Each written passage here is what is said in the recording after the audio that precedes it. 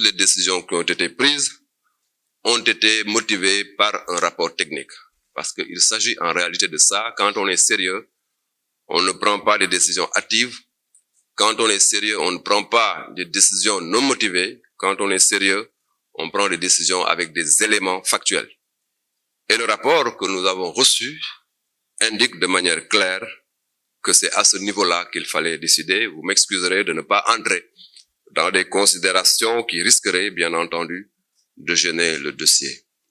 Ce que je peux aussi noter, c'est que dans le cas de figure, au moment de la prise en charge de la patiente, il n'y avait aucun dysfonctionnement systémique au niveau du point de prestation de santé. Je crois que ça aussi, c'est important de le noter. Autre aspect, il faut éviter, fondamentalement, dans les cas de figure comme ça, de généraliser, de faire en sorte que l'arbre cache la forêt.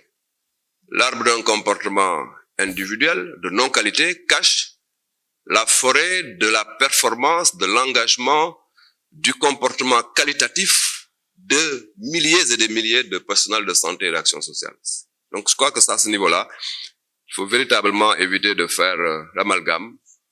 Il n'est pas question pour nous de nous adresser effectivement aux sages-femmes du Sénégal pour leur dire que il n'y a pas eu de non-qualité à votre niveau. Ce n'est pas ça. On s'est adressé à quelques sages-femmes qui, en un instant T, ont été non performants. Je crois que c'est à ce niveau-là qu'il faut voir la question.